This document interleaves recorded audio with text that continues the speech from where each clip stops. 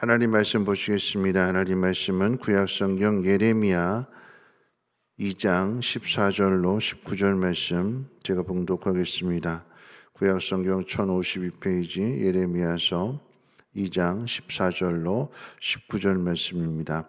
이스라엘이 종이냐 시종이냐 어찌하여 포로가 되었느냐.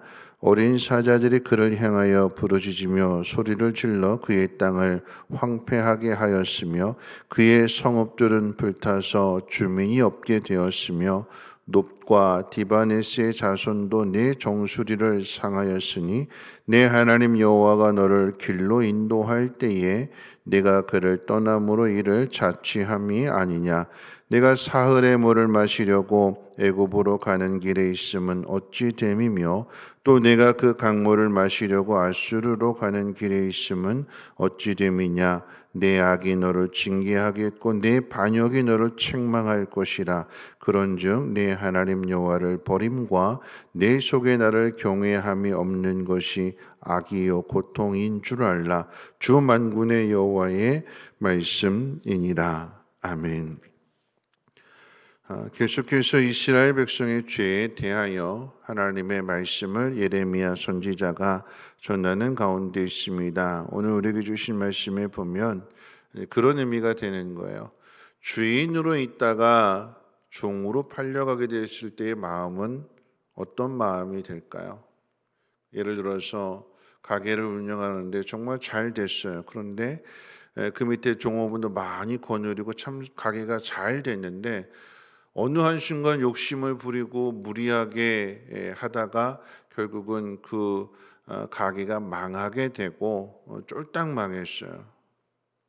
빚더미에 오르게 되고 결국은 살기 위해서 한 식당에 취직을 하게 되는데 봤더니 자기 집에서 일하던 사람이 나가서 식당을 차리고 자기는 오히려 그 집에 종업으로 들어가게 되었을 때에 그 마음이 어떤 마음일까요? 뭐 이루 말할 수 없는 거겠죠. 자존심 상하는 것도 그렇고 그런데 또 살아야 되기 때문에 그런 모든 모습들 오늘 하나님 물으시는 거예요. 이스라엘이 종이냐 시종이냐 어찌하여 포로가 되었느냐. 사람이 종이 되는 방법이 세 가지가 있는데 첫째는 종이냐 물으셨어요. 종이라고 하는 것은 갑자기 뭔가 돈이 필요한데 그 돈을 빌렸다가 돈을 갚지 못함으로 인해서 종이 되는 그런 케이스가 있고, 두 번째는 시종이냐라고 하는 것은 아버지가 종이기 때문에 그 집에서 태어나서 자연스럽게 종이 되는 사람이 있습니다. 이게 시종이 되는 거예요. 마지막 세 번째, 포로로 전쟁을 통해서 포로 전쟁 노예로 잡혀가게 되는 포로.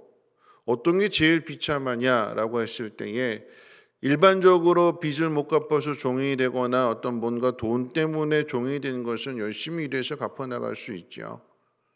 그런데 시종된 것도 그 집안에서 종으로 태어났기 때문에 뭐 대대로 종이니까 주인과의 관계가 좋은 관계인 거잖아요. 그런데 전쟁 노예로 잡혀간다라고 하는 것은 어디로 팔려갈지도 모르고 그냥 짐승보다 조금 더 나은, 전혀 그 관계를 생각해 볼 수 없는 참 비참한 상태가 전쟁 포로입니다. 근데 하나님 지금 물으시는 거예요. 점점 나빠지는 거죠. 종이 되고 시종이 되고 결국에 가서는 전쟁 포로가 되는 것. 누구에 대해서 말씀하시는가? 이스라엘에 대해서 그렇게 말씀을. 너희가 어쩌다가 이렇게 되느냐라고 물으시는 거예요.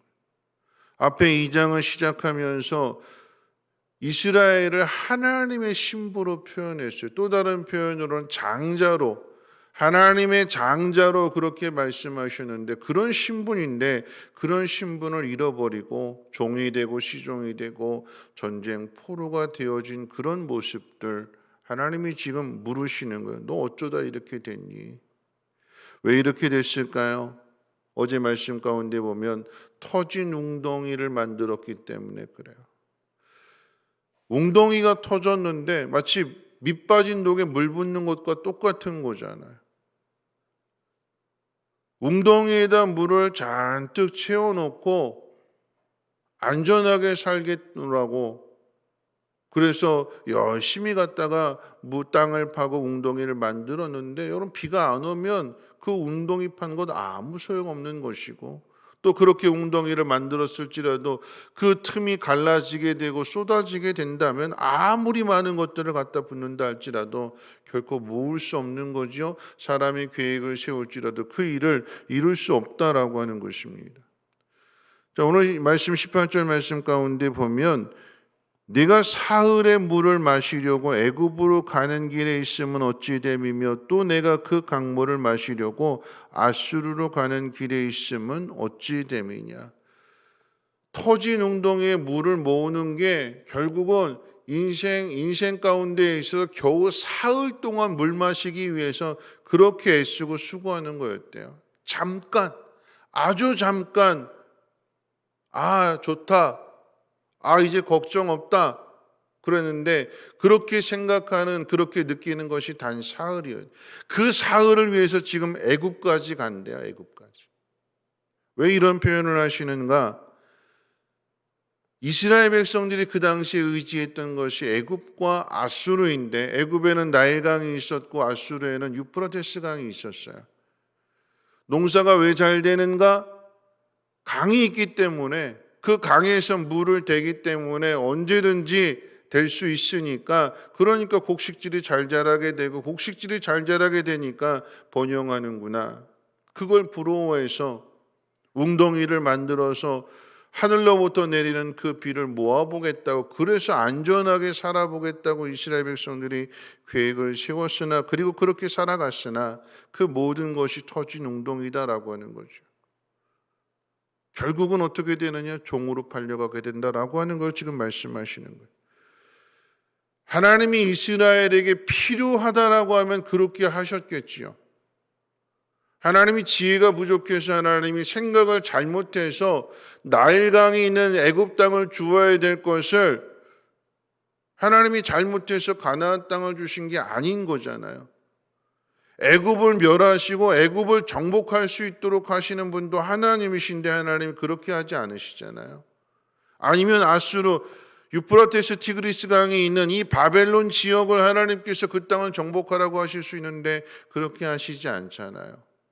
어디로 보내세요? 가나안 땅으로 보내세요. 그 땅이 어떤 땅이래요? 하늘에서 비를 내리지 않으면 농사를 지을 수 없는 땅이래요. 그러니까 어떻게 해요? 하나님만을 의지하는 삶을 살라고 하나님께서 그리로 보내신 거예요. 우리는 세상을 부러워하면서 나일강이 있고 유프라테스 강이 있으면 이렇게 늘 흘러가는 그런 강물이 있다면 참 좋겠다. 언제든지 가서 물을 퍼마실 수 있고 물을 끌어올 수 있는 그런 강이 있으면 좋겠다.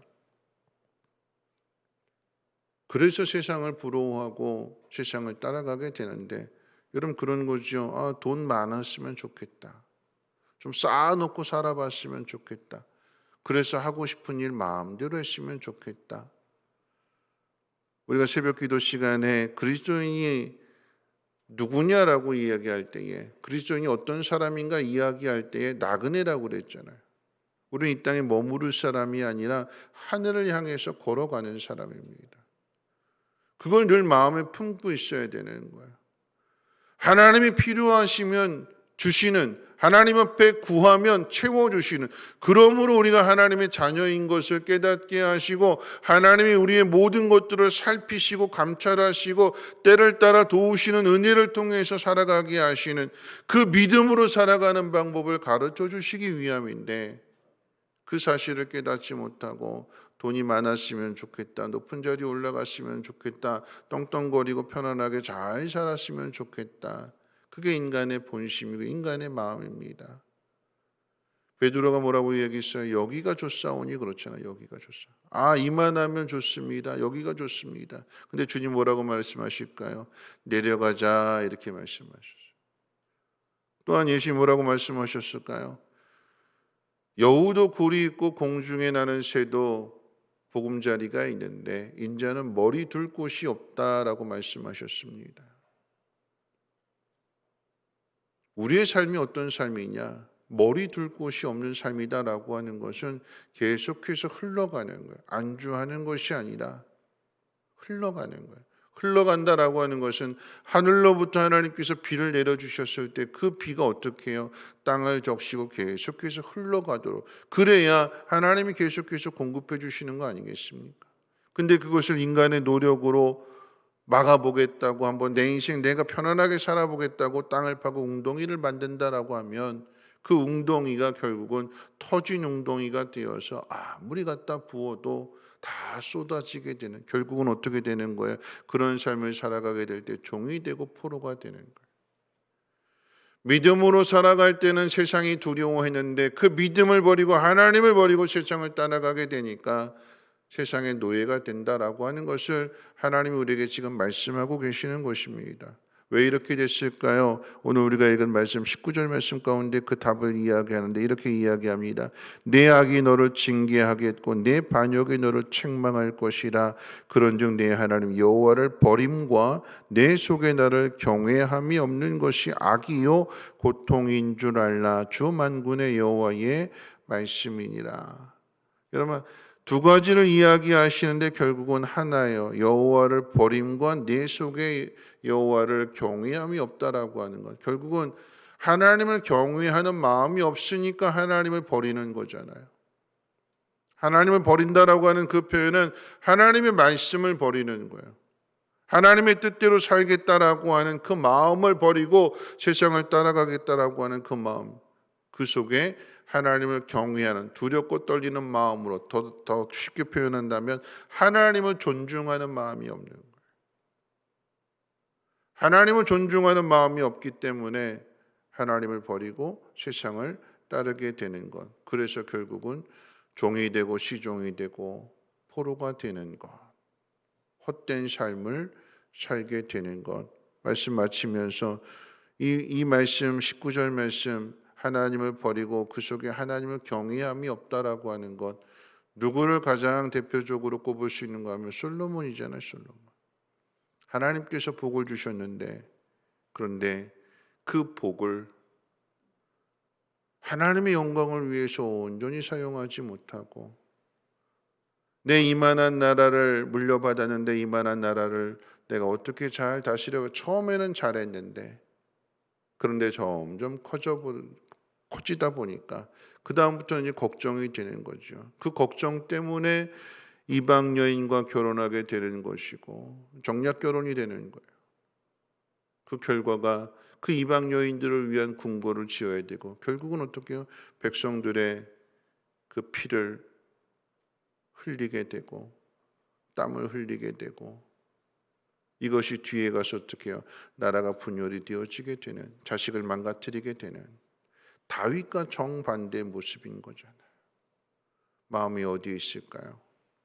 세상 가운데 가서 하나님 은혜를 주셨음에도 불구하고 그 은혜를 백성들에게 하나님의 영광을 위해서 사용하지 않고 자기 자신의 영광을 위해서 사용하게 될 때에 그 결과가 어떻게 될까요?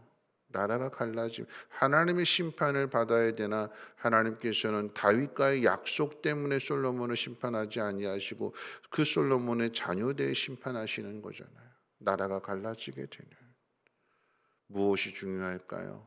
그래서 전도서 마지막 말씀에 뭐라고 이야기할까요? 일의 결국을 다 들었으니 오직 하나님만을 경외해라. 다 누려봤는데 그 수많은 것들 가지고 다 누려보느라고 그 인생 허비하고 시간 허비하고 다 허비했는데 나중에 가서 깨닫는 것이 무엇이냐? 하나님밖에는 없다.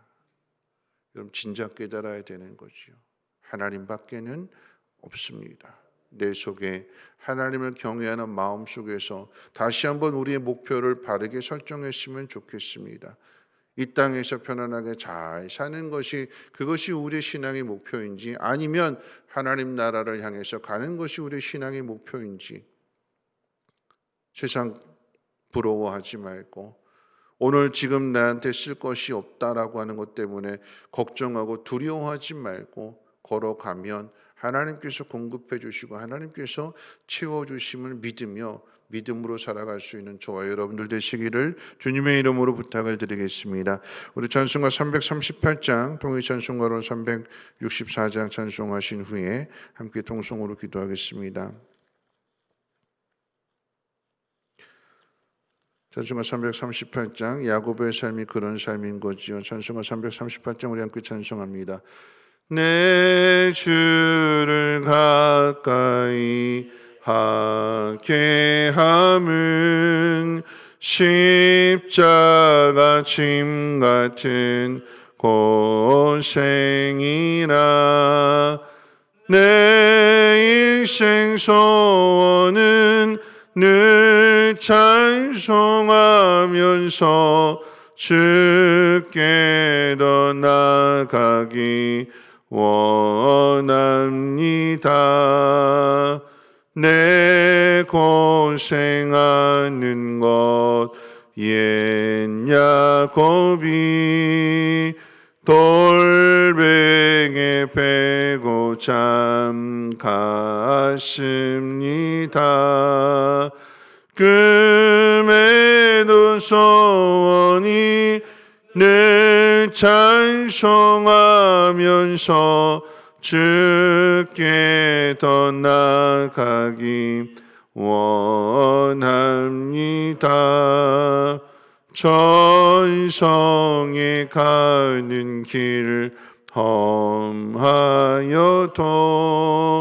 생명길 되나니 은혜로다.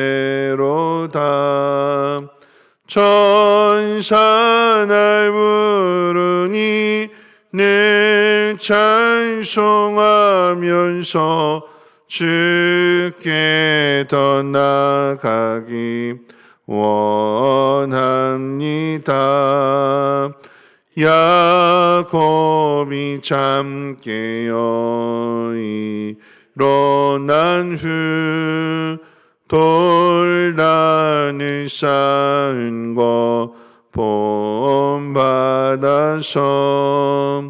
숨질 때 되도록 늘 찬송하면서 주께 더 나아가기 원합니다.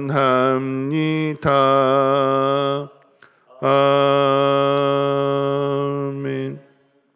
오늘 말씀 생각하면서 함께 기도하실 때에 하나님이 지혜가 부족해서 이스라엘 백성들에게 애굽 땅을 주시지 않고 또 아수르 땅을 주시지 않은 것이 아니라 하나님이 가나안 땅을 주시는 것은 하늘에서 내리는 비를 사모하며 부르짖을 때 하나님 응답해 주시는 하나님을 경험하라라고 하는 것입니다. 우리가 바라고 소망하는 일들 왜 하나님께서 다 이루어주시지 않을까요? 기도하라라고 하는 것입니다. 하나님 의지하라라고 하는 것입니다. 세상의 방법을 따르지 말고 하나님을 경외하는 마음, 내게 주어진 이 상황 속에서 내 필요를 아시는 하나님께서 준비하고 예비하셨기에 그 여호와의 일에 하나님을 만날 수 있도록 오늘도 하나님 앞에 기도하며 나아갑니다. 부르짖으며 나아갑니다. 주여 도와주시고 채워주시고 공급해 주시고 하나님의 은혜로 감사하며 살아가게 달라고 기도해 주시고, 특별히 전도서 12장 13절 14절 말씀이지요. 일의 결국을 다 들었으니 하나님을 경외하고 그의 명령들을 지킬지어다. 이것이 모든 사람의 본분이니라. 하나님은 모든 행위와 모든 은밀한 일을 선악간에 심판하시리라. 하나님, 사람의 본분을 마땅하게 행할 수 있는 하나님을 경외하는 삶이 되게 해 주옵소서. 함께 동성으로 하나님 앞에 기도하도록 하겠습니다. 전능하신 하나님, 거룩하신 하나님, 그 하나님이 나의 아버지이심을 감사합니다.